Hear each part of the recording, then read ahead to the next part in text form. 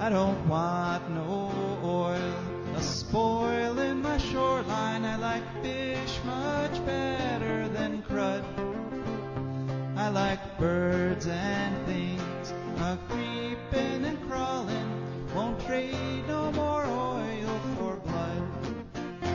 The sun done give us all we need to make this country run.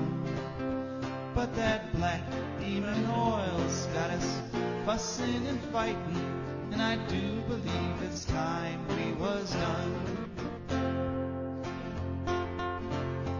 I don't want them nukes run by them kooks who think radioactivity is fun. No more three-headed frogs or kids with leukemia. Nuclear power ain't fit for a dog. The sun done give us all we need to make this country run. But that nuclear power's got us fussing and fighting, and I do believe it's time we was done. No nukes! Good morning, Toledo, and good afternoon, Columbus. And hello to those of you listening on the internet, wherever and whenever you are. My name is Joe DeMar, and along with my co-host, Rebecca Wood, we are bringing you For a Green Future. For a Green Future is a program where we talk about the environment and ecology, and we talk about it in terms of your health, your wealth, your happiness, and how it affects you, your family, your pocketbook. And this week we're going to be focusing on the health part of how the environment affects you. We're going to start out talking a little bit about cancer, because unfortunately, this week a very close family member was diagnosed with cancer, and we were all caught up in the treatment of it. There was a major operation, and so I wasn't able to do as much show prep as I like, but luckily we have a wonderful guest coming on, Diane D'Arrigo from Nuclear Information Resource Service, and she's going to give you an update on a story we've been following since it was proposed, another outrageous proposal from the Trump administration in terms of reclassifying highly radioactive waste as not highly radioactive waste, just sort of, change the label, right, and you change the amount of radiation, right, or somehow, or it's no longer harmful. Diane will be telling you more about that. Then He's full of good ideas, that fellow, is he not? It's kind of amazing. It's amazing no one ever thought of that before. Yeah, and right. all the years we've been dealing with nuclear waste, just to reclassify it as not being nuclear waste. Exactly. It's simple. It's amazing. After we talk to Diane, we'll hear about our wonderful sponsors, and then we will be talking about some environmental news. Some very interesting things have been happening, ecologically speaking. And then, of course, our letter from the future. And at any point in the show, we'd like to talk to you. This is the best show in Ohio, but it does get better every time you call at 866-240-1065. And really, I'd like people to call in this week, especially if you've got some personal stories about cancer that you think might be environmentally related, because this is something that affects lots and lots of people, and it's something that we can avoid in large part. Now, cancer isn't completely avoidable. Cancer is part of being a multicellular organism. One of the dangers is that cancer will develop, and essentially what cancer is some of the one of the cells in your body decides, we're not going to deal with this multicellular organism thing. We're going back to being a single-celled organism, and they just start dividing like crazy on their own, and they essentially take over the body, and they use up the resources, and that's what kills you. The first recorded instance of cancer actually is in a 260 million year old fossil. It was from a an animal that lived literally before the dinosaurs. It was a relative of, it was one of the distant ancestors of mammals. It was not a mammal, but cancer has been around as long as there's been multicellular organisms. So the causes of cancer can be genetic. It can simply be genes gone haywire. There's a famous gene that predisposes some women to get breast cancer, the BRCA gene it's called. And because we're incredibly complex organisms, and there's a lot more ways to do something wrong than to do something right. So literally a single gene having the wrong letter, quote-unquote letter in it, TCAG, are the four amino acids that make up DNA. If you could just switch one C for a G or one T for an A, and boom, when someone's in their 30s or 40s or 50s, they develop cancer. So there can be inbred genetic causes of cancer, but there are also many environmental causes of cancer, and those causes can be there's chemicals that cause cancers. There's nuclear radiation, nuclear pollution causes cancer. Solar radiation causes cancer. If you get out in the sun too much without block, if you get lots of severe sunburns in your life, that can cause skin cancer. Basically, anything that can upset the normal functioning of your cells, enough of it could cause cancer. So according to the government, there's some statistics we got going here.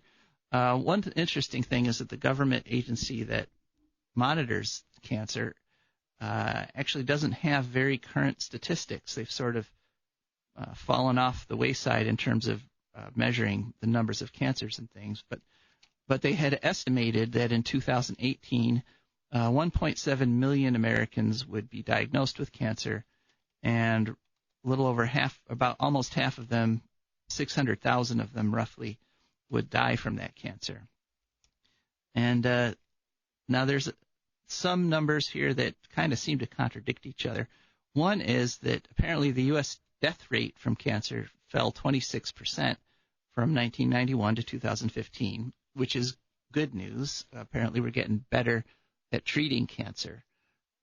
But it also seems they're also saying that about 40% of us will be diagnosed with cancer at some point in our life, and they expect that percentage to increase with time. And that's not too surprising because we know that a lot of the things that we've put into the environment that cause cancer are also increasing with time. For example, plastics can get into our bodies, and one of the ways that chemicals and pollutants can cause cancer is they mimic hormones in the body, and using the wrong sorts of hormones at the wrong time, especially things like estrogen and testosterone.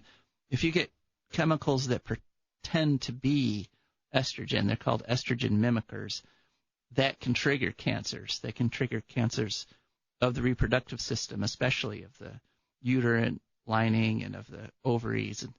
And I think it's just important for us to remember just how terrible this is. And there's a lot of focus in this culture on the heroic cancer victims. And, hey, it's true. You know, I've known some people that put up incredible fights against cancer and fought it for years, and just, it brings tears to the eye. But if these are victims of something that they didn't need to suffer, if these are victims of chemicals which are being put into our environment in order for companies to make profits, then they should not have had to make those sacrifices. You know, they could have heroically battled old age or something. It would have been fine. Right, yeah, or heroically battled, I don't know, Alzheimer's, heart failure, whatever really old people die of. Or even some social ill, like heroically battling the inability to read, for example. Indeed, or, yeah. You know, heroically battling poverty. That would have been great, you know. But and it's also kind of interesting to think that, or to note that the amount of resources we're putting into cancer battling have gone up. I mean, there's new cancer centers going up literally everywhere in the country. And as of 2018, cancer fighting was a $150 billion a year industry. But remember, cleaning up the environment or preventing it from getting dirty to begin with is too expensive. Yeah. And there are some interesting developments in fighting cancer. One of them is that we're kind of switching from this idea of nuclear medicine, which is this idea that you take radiation and you zap people and that will cure your cancer, which I actually don't know anyone who's been cured of cancer by radiation therapy. I know a lot of people who've had their cancers knocked back for a year or two. In fact, my own father died of glioblastoma multiforme, and he got a cancer radiation treatments that probably did extend his life for a few months. But the idea of curing cancer with radiation, they've been trying to do that for, like 75 years now, and it just hasn't been working because I think it's the wrong premise.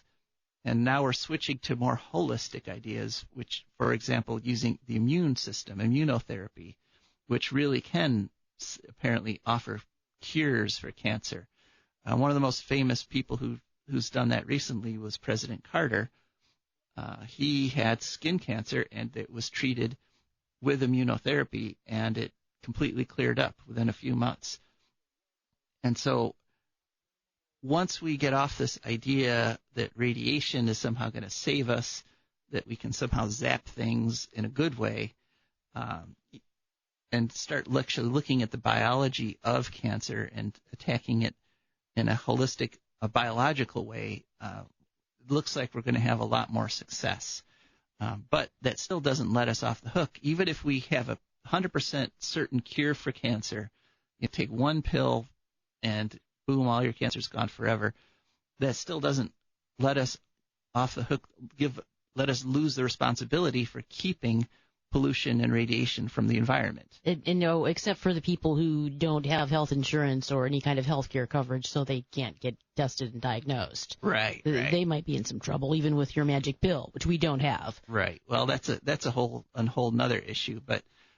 But a related issue that we can talk about is this plan of the Trump administration to essentially irradiate a whole bunch of us in the process of consolidating nuclear waste. And for that discussion, we have our wonderful guest, Diane D'Arrigo from Nuclear Information Resource Service, or NIRS.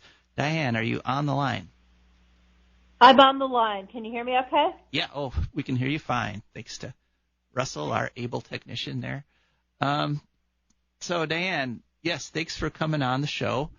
And we had talked, the last time you were on the show, we had talked a bit about this plan from the Trump administration to consolidate all the nuclear waste that's currently at nuclear power plants and consolidate it all into, quote-unquote, interim storage in a parking lot somewhere, maybe in Texas.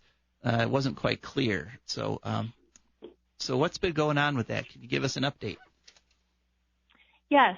High-level radioactive waste or irradiated fuel is currently stored at nuclear power sites around the country, and it comprises over 90% of the radioactivity in the whole nuclear power and weapons fuel chain. So it has more radioactivity than the high-level waste from making nuclear weapons and the weapons themselves and the other forms, the uranium tailings and the so-called low-level waste. So what we're talking about here is, at this point, it's referred to in metric tons uranium. About 82,000 metric tons have been generated since the beginning of nuclear power. And the plan. Wait, could you no. Could you just repeat that number again? I didn't quite get it. How many thousands of tons? Now there are about 82,000 metric tons of high-level radioactive waste or irradiated nuclear fuel, also called spent fuel, stored at nuclear power sites around the country. Okay, Over that's time, scary. we have had about 104, 110 maybe nuclear reactors operated in this country, counting some of the smaller, older ones. And about 20 of those have closed, so we're in the high 90s now with how many are still licensed to keep operating. We've got 2 in Ohio, not Ohio, thank goodness, 2 in Georgia that are in the process of being built, and we've got huge fights just across the border of Ohio in Monroe, Michigan, a proposal for another nuclear power reactor on Lake Erie at Fermi, where Fermi 1 melted down. Fermi 2 accidentally started before its license was granted to operate, and Fermi 3 is being hotly contested by very great people who hopefully they're up against all the odds. Anyway, at the reactor sites around the country, and you've got the one near Cleveland at Perry and Davis-Besse near Toledo are your 2 nuclear reactors in Ohio. However, if nuclear waste were to be moved from these reactor sites to a permanent or final repository or a permanent parking lot storage dump, the expected number, if it were to go to Yucca Mountain, which has now been canceled but is still being threatened to be opened, there would be, through Ohio, 2,314 shipments if it were to go by truck and 657 by rail.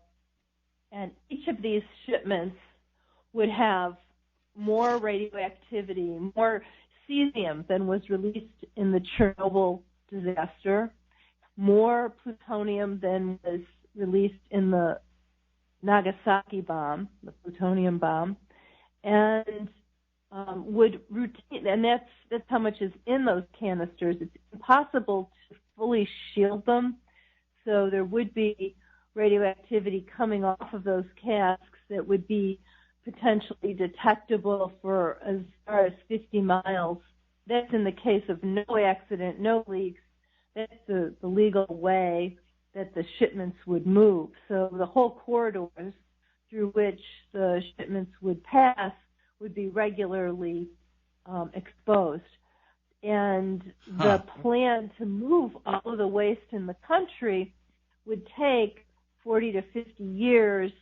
So we're talking around the country. All of the shipments wouldn't come through Ohio, but if you're driving elsewhere or near transport corridors in other parts of the country, and including the Great Lakes, these radioactive materials would be moving pretty much daily somewhere in the country, and it would go on routinely for 40 or 50 years, and potential for accident, for sabotage, a problem. So that's something that we as people who aren't at the targeted permanent dump but are along the transport routes or ever travel along transport routes need to really care about. So if you live near, let's say, I-75, which is the main north-south route through Ohio, and they decide to empty Davis-Besse and Perry and maybe ship it down to Texas, you are looking at thousands of times just getting zapped by something going by on the freeway or on I-75 there. That kind of boggles the mind. Well, go ahead. And across 90 and 80 routes, the east-west routes also, because most of the stuff, if it were to go to Yucca, which I should probably make the distinction between that it has been officially canceled under the Obama administration, but part of what the bills that I was going to talk about would restart the licensing. The only data that we've got and potential maps from the application for Yucca Mountain, and so we're extrapolating how much would go down to the targeted supposedly interim centralized storage sites. But it would be going across the state largely, and it would come from New England. Most of the reactors are in the east, and so Ohio is a thoroughfare for travel, obviously. So New York, Pennsylvania, major nuclear reactor states, and then there's a bunch of reactors closed and closing in New England, and so those would all potentially come through Ohio. The southern ones would probably not. They would go along the east-west highways that are south of Ohio. But Trump is talking about irradiating Ohioans with New York and Massachusetts, and the radiation generated in those other states along the East Coast. Yeah, there's no way. Yes, if it'd nothing be more else, than. If nothing else, there's no way to get anything west from Davis-Besse without going through Toledo. There's just no other route. Yeah, and you're saying that this radiation would be detectable up to 50 miles from the route? My understanding, the casks that are currently being allowed, that are certified for use, would allow for radioactivity, because the radioactivity in irradiated fuel is so intense. It basically gives a lethal dose immediately, or depending how old, how much of it has decayed, in a very short amount of time. And so it takes a lot of lead and other materials to shield. When it's stored at the reactor site where it's generated, it's stored in steel containers with concrete around it. So, but it's way too heavy to move huge concrete, and they put as much fuel as they can into these containers. The idea being, let's make more shipments with. Let's make less shipments with more radioactivity, or more fuel in each container, and that means then that the containers, it would be way too heavy to shield completely the radioactivity, so they do what they can. And what I was also going to say about the containers is that they are not designed to meet real road, rail, and water conditions. They're only required to withstand a half-hour fire at 1,475 degrees Fahrenheit, which is hot, but a lot of chemicals and fuels on the roads, rails, and waterways that could have an accident with could fuel a fire at a much higher temperature and for much longer. There are several examples of fires that have lasted longer than a half hour. Bridges over which the waste would travel are higher than 30 feet. They're designed to meet a 30-foot drop test. They're only required to be designed to withstand submersion in a few feet of water for a very short amount of time, much longer than it would take if, say, the waste were going over a bridge. We do have Canadian and U.S. shipments back and forth sometimes, and so the bridges over the Great Lakes are higher than 30 feet, and the water is deeper than a few feet. Just to get it out of there they're talking about barging it. Yeah, let me ask the audience again, 866-240-1065. What do you think of this idea that Ohio is going to get zapped with radiation from all over New England, as well as our own? I mean, our nuclear power plants have done more than their share of generating this waste, this 82,000 metric tons of waste. And they went into this industry. They created this 100 or so nuclear plants with no idea what to do with this waste, and they were just confident, oh, we'll have it figured out, and here we are, how many years later? And this is what they figured out, right? Which is now the solution. It's this quote unquote solution itself is kind of crazy. Let's say they succeed in putting all the waste at a permanent interim storage spot. I mean, meaning they're planning to move it again. Right. Once they actually figure out what they're going to do with it. I mean, and at this spot they're going to they're just going to concentrate all this horrible waste in one place, and it seems to be that would be pretty tempting target for any kind of terrorists that wanted to irradiate the planet or make things uninhabitable for the people in the United States of America.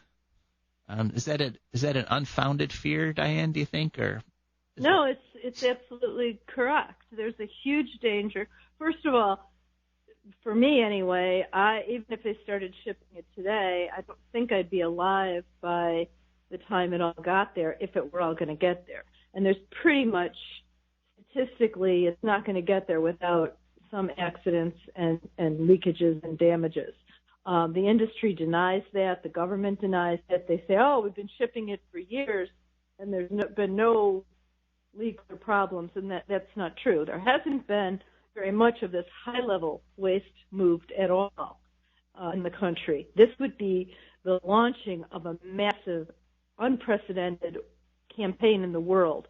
The U.S., in the whole world, there's a little over 400 nuclear reactors. In the U.S., we had a little over 100. So we've got a quarter, roughly, of the irradiated commercial nuclear fuel in this country. Nowhere else in the world has done this kind of campaign. They move this much fuel, this much known carcinogen, known danger, and especially moving it in containers that are not going to isolate it and are not designed to meet travel conditions. And to a place that, like I said, either it's a lie and they're going to have to move it again and it will stay there forever, or according to their plan, they would move it again to another place. Or a very likely scenario, I believe, is that they would reprocess it. That is to chop it up and dissolve it in acids and bases like they did at West Valley, New York, Hanford, Washington, Idaho, and South Carolina. And also in Oak Ridge, Tennessee, to an extent, and extract uranium and plutonium out for more weapons or potentially for more fuel. And that disaster on the Great Lakes at West Valley, New York, is something that we're continuing to try to prevent the waste from the little bit of reprocessing that went on there at West Valley, New York, from getting into the Great Lakes. And there's no answer for that either.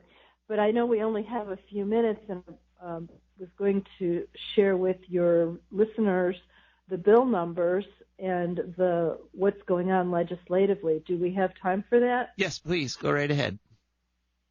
Okay. So the concepts, the threats in legislation are mainly two right now. One is to restart the licensing process that had been canceled back in 2010, whenever Obama came in. The Department of Energy withdrew its application for the Yucca Mountain license. Yucca Mountain, which is on western Shoshone land in the state of Nevada, is riddled with volcanoes and high earthquake probability.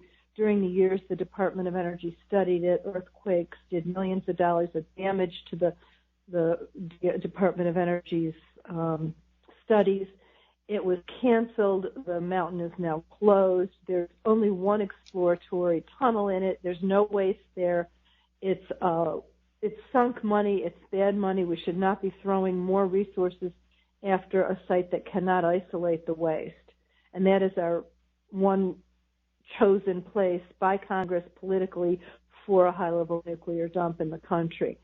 So now, also, though, I should say, in 1987, a nuclear waste negotiator was hired to find volunteer Indian nations or local or state governments to volunteer and get some money from taxpayers to consider becoming a supposedly interim site, which at the time was referred to as MRS, monitored retrievable storage. The same concept is now centralized interim storage.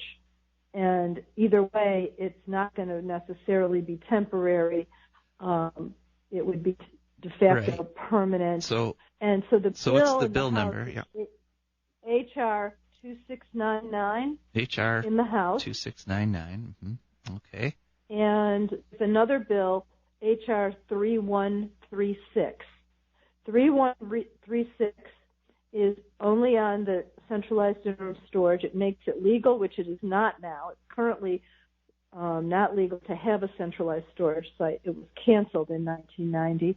And then 2699, HR 2699, would restart Yucca and legalize centralized storage, direct the Department of Energy to enter into contracts with companies to make centralized storage. And the places targeted are West Texas, Southeast New Mexico, 2 different sites. They're being licensed right now by the Nuclear Regulatory Commission. People are intervening, but most of the interveners have been refused permission to intervene by the NRC. In the Senate, the bill number is easy. It's S1234. That's an amazingly efficient process there that you could say, the law says, oh, you could intervene and, make objections unless we decide you can't. So, right. Yeah. Yeah, and that's another show. Maybe we should talk about that another time. But it's not fair. I want... so S1234 is the Senate bill. Okay. And there's also a discussion draft in the Senate Environment Committee, and those do essentially the same as HR 2699 in the House. Okay. And then the other thing that's important, especially for you guys, because Marcy Kepter she is the chair of the Appropriations Subcommittee on Energy. So the appropriations for the Department of Energy went through her committee, and she actually spoke out against Yucca Mountain, which is a good thing. However, she spoke in favor of centralized storage, and the bill that she put through will fund, if it's agreed upon with the Senate, $25 million toward a centralized interim storage site or sites. Mm-hmm. And so Marcy Kepter needs to hear from people that we oppose centralized interim storage, and that she's correct, that Yucca Mountain is not okay, but that centralized storage is not the answer. So basically she was proposing to irradiate us in order to help the nuclear power industry, which is unacceptable. She once was opposed to nukes. I mean, when Davis-Besse nearly melted down because of the hole in the head, she actually came out against nuclear power because it came within 3/8 of an inch of eliminating her congressional district by, a Fukushima-style meltdown. But since then, I guess they've gone to work on her, and she's kind of lost her principled stand on things. The nuclear industry has very effectively purchased the committees and subcommittees that it needs in Congress. There were organizations that used to track that thing. I don't have the latest numbers of how much money different Congress members receive from the nuclear energy promoters, but it's still an issue that polluting industries by our legislators. That's just a basic fact of life. And I don't know her specific situation, but I do know that we do need to make sure that she knows that we do not want this. So the Senate has a different amount of appropriations. So the appropriations, if it passed the Senate and the House and gets to conference committee, we could continue on continuing resolutions throughout the next year. But there's also a possibility that there would be a conference committee where the numbers would have to be evened out between the House and the Senate. So we've got $10 million in the Senate Appropriations and Energy, and we've got 25 in the House. So Wow. we can, at that time, ask her. She will be one of the negotiators in that committee because she's in a committee of jurisdiction. All right. So well, it's Diane. To let her know. All right. So those were bills for the Yucca Mountain, H.R. 2699. And then for the storage, it's H.R. 3136 and S1234. And Diane, if they want more information about this, if they want to follow up and see what your organization is doing on this issue, how would they check you guys out? Just to clarify, 2699 does both, centralized storage and Yucca. Okay. And S1234 does both.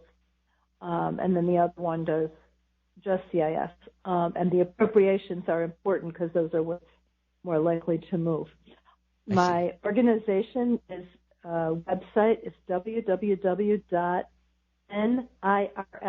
for Nuclear Information Resource Service, NIRS.org, and it's under campaigns and Don't Waste America that we describe the dangers of transport, of permanent yucca, and of the temporary, supposedly interim sites, and the interim solution, which is hardened storage at or near the site of generation, hardened on-site storage. So that's all described at www.nirs.org. All right. Well, thanks very much for being our guest, Diane. You're very welcome. Thanks for covering this important issue. Have a great day. You too. You too. Bye. All right. So that was Diane, and we will continue to follow this trail of nuclear radiation as long as it keeps threatening to zap all of us. I didn't realize that we'd all get zapped literally thousands of times, and just for the waste at Davis, Bessie, and Perry, which means if add in the waste from all the New York and Massachusetts and Vermont nuclear plants, we could be getting literally 10,000 doses. It's possible. There's no place between I-75 and the train tracks. There's no place in Toledo that is not within close to that. Yeah, a few miles. And really, if you add in I-80-90, that's pretty much northern Ohio. Yeah. So Marcy did Ohio a very large disservice there by pushing this plan. So let her know. Give her a call. All right. Now it's time for us to talk about our terrific sponsors. The For a Green Future is brought to you by the Wood County Park District. The Wood County Park District is a natural resources conservation agency. They protect natural spaces, maintain quality green spaces, provide engaging programming, and they teach people to love and respect nature, restore wildlife habitats, and lead outdoor adventures. Wood County Parks protects 20 parks and nature preserves around Wood County, which are open from 8 a.m. to 30 minutes past sunset every day of the year. And there's several ways to check up on them and see what they're doing and see what they're offering. One is you can just call them at 419-353-1897. They also have a website, which is wcparks.org, and they have an app. You can go to the App Store and download it. The name is just WC Parks. And using that app, this morning I discovered that tomorrow at 10 a.m. at 20,000 West River Road in Bowling Green, they are going to have a Native American Lifeways and Games presentation where they're going to talk about both the tools that the Native Americans who lived in this region worked with and the games that they played. And this is designed for homeschoolers. It's designed for people that are teaching their own kids about how people lived back before the settlers arrived. It's 10 a.m. to 11:30 a.m., 20,000 West River Road in Bowling Green. And you can pre-register by going to the app and pre-registering, or you can send an email to C. Spicer, that's Craig Spicer, cspicer@wcparks.org. So, There's a little bit lacrosse. Is that the Native American game? Is it something about nets on poles and balls? Oh yeah, lacrosse was a Native American game. I don't know if it was played here, but it was definitely played east of here. Right. And Yeah, they had a lot of very interesting games.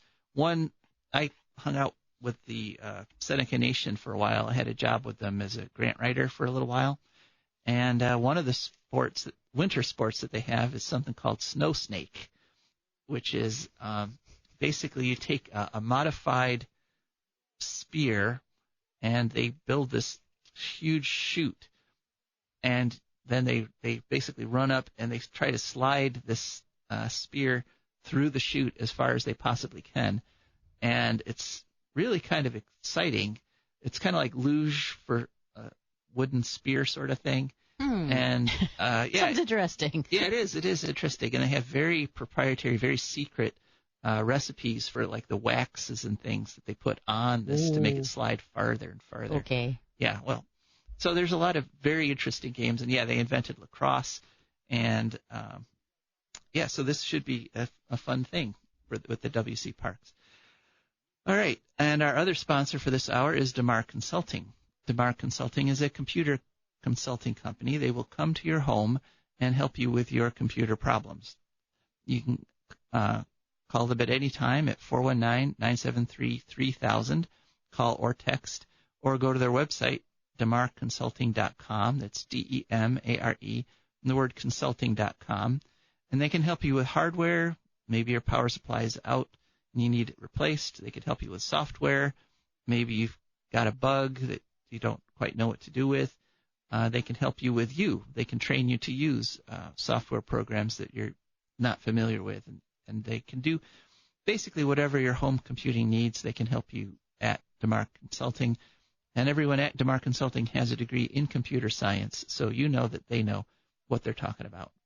So that's DeMar Consulting for all your home computing needs. And what can people do if they want to sponsor the show, Joe? Oh, this very show? Yes. Wow. Well, if people are interested in becoming a sponsor of For a Green Future, they can go to Patreon, which is patreon.com, Patreon, and there's different levels of membership. You sign up for a monthly supporting. It starts at $1 and goes all the way up to $50 a month. I mean, if somebody could afford that, we'd be very, very appreciative, and we'd thank you personally on the air if you wanted. But Patreon.com, and our patrons, we're very grateful to our patrons, and it's safe to say we would not still be doing the show right now had it not been for our patrons and our sponsors. And so if you want to become if you have a business that you want to advertise on For a Green Future, all you would have to do is to call 419-973-5841. It's 419-973-5841. Or you can go to our website, joedemar4agreenfuture.org, and you'll be able to send an email there. And so, yeah, we're very grateful for everybody who's helping us to keep this show going. And one of the reasons that it's so important to keep this show going is that we have a tendency to report news that you might not hear other places and go into a little bit more depth than some places. We are actually running a little short on time, but one piece of news that I wanted to talk about that you may have heard about was the recent flooding in Venice. Now, what you might not... It sounds redundant because Venice is on the surface of things kind of permanently flooded. Right, but there were limits. Right, the tide stayed within certain ranges. And this past week, they had a historic level of flooding that they've never had that much flooding before. But one news story that I saw from, actually this was on CNN, is that the City Council of Venice was voting on measures to make the city less carbon intensive, measures to do things like get buses that ran on electricity as opposed to gas or diesel, measures to reduce the amount of energy that the city used. There was a whole plan put forward to the City Council on cutting greenhouse gas emissions by the City of Venice and by the people of Venice. And the City Council of Venice, unfortunately, is controlled by some very conservative parties right now, and they voted it down. Now, that's not so unusual. But what was unusual is that literally 2 minutes after they voted it down, the City Council chambers were flooded. That'll learn them. By the ocean. Jeez. Right. So it's like the ocean decided, hey, you didn't count my vote yet. Yeah, I'm going to weigh in here. Right, and they had to flee, and they were trapped because they couldn't leave the council buildings because the flooding was rushing in all around them. It wasn't safe, and they couldn't, and so they couldn't stay, but they couldn't leave, and so they actually just ended up having to go up into higher and higher floors in the building. And luckily, the flooding didn't get all the way up to the top of the building, or the conservative head of the city council couldn't have made the statement, well, we actually do care about global warming. We're spending $6.5 billion on flood control projects. Oh, yeah, that's totally solved the problem. Yep. Right. Unless it gets worse. Exactly. Which it has been doing pretty reliably. Yeah.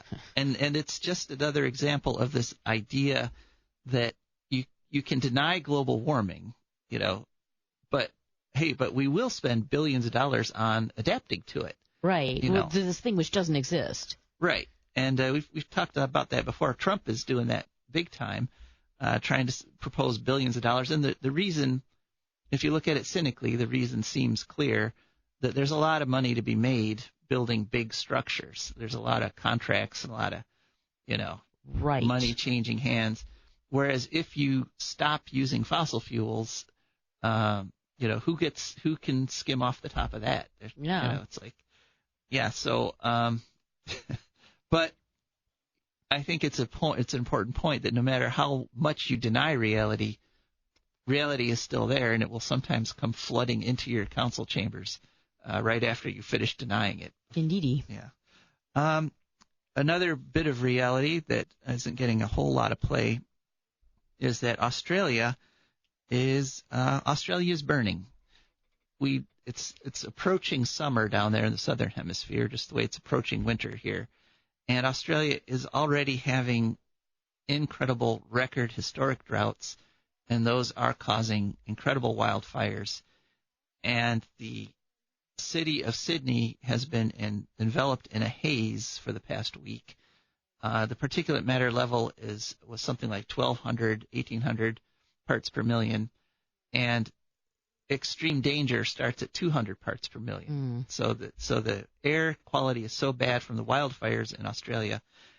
And one of the things that happened, sort of notable historically, that has never happened before in Australia, the entire continent had no rain. They had a day with zero rain anywhere in Australia, and which has literally never, ever happened before, because usually the one side or the other is going to get some currents off the ocean, but the ocean has gotten so hot that the circulation is slowing and stopping, and so the flow of ocean water, which would generate the clouds that would generate the rain, is stopping because of the heat, global warming. There's a very interesting memoir, very readable, good, called The Road to Cool Rain, which this woman wrote about what happens on a sheep farm in Australia when there's no rain for a long time. And it has all these lovely descriptions of them watching the poor little family watching their entire herd of sheep slowly starve to death.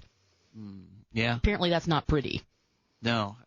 Also, I looked it up, and apparently 300 homes have burned down. 300 homes have burned down in Australia because of these fires in the mostly the east of the country, I believe. 6 people are dead, not to mention 350 koalas. Because koalas, fun fact, when koalas feel threatened, they climb to the top of the tree branches. Which, if you're in a fire, may not be not a good strategy. Yeah, poor little suckers. So yeah, but the 300 homes. Remember, it's too expensive to stop global warming. Right. So I wonder exactly how much it costs to replace 300 houses that are burned down, and probably you're going to burn it down again if things keep going the way they're going. Yeah. Well, hopefully those people, when they rebuild, will rebuild with net zero or carbon negative houses. That'd be beautiful. But this is not the way to do it. Literally destroying the current structures in order to, rebuild in a balanced way. The balanced way is to do the rebuilding first and avoid the whole catastrophe part. So, and in hopes of doing that, there's one last news story I wanted to talk about. And you guys can leap in at any time at 866-240-1065. We definitely have time for a call. if not 2. Pope Francis is doing something a little radical.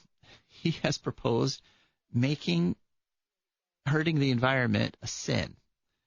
He's actually proposed changing the catechism of the Roman Catholic Church and putting hurting the environment up there with adultery and coveting thy neighbor's wife and stealing and so forth. He literally wants to make it a sin, and I think that's pretty interesting.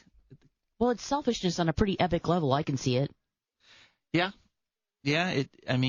Deliberately destroying the environment the way some of these companies and disregard of the welfare of your fellow human beings and the creation, being a terrible, terrible steward of creation. Mm-hmm.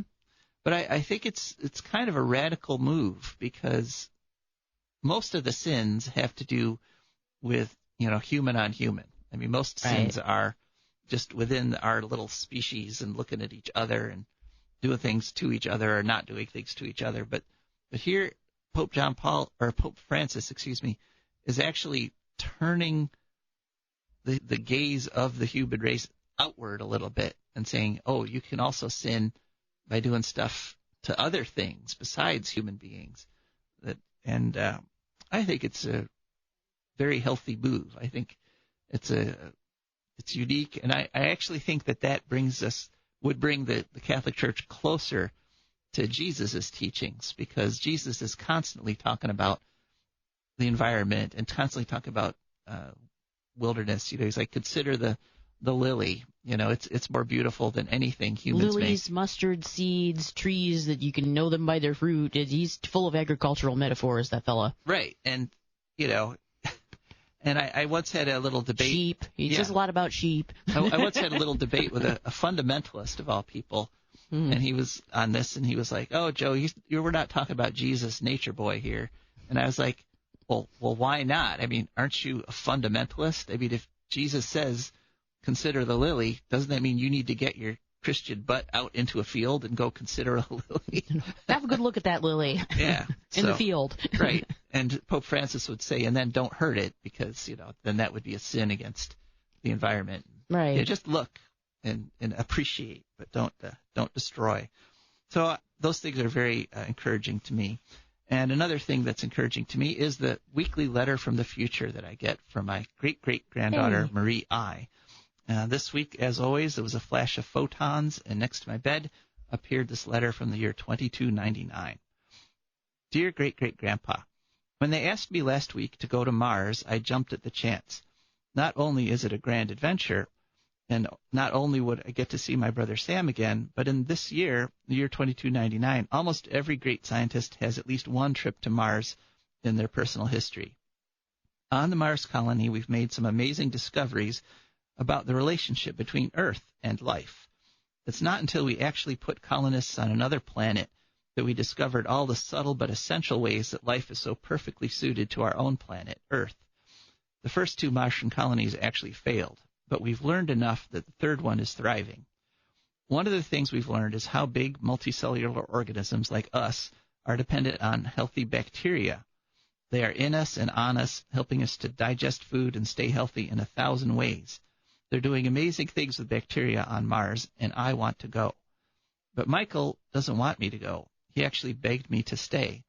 I've told you he's not doing very well, trying to solve the drilling problem. He's actually lost about 30 pounds.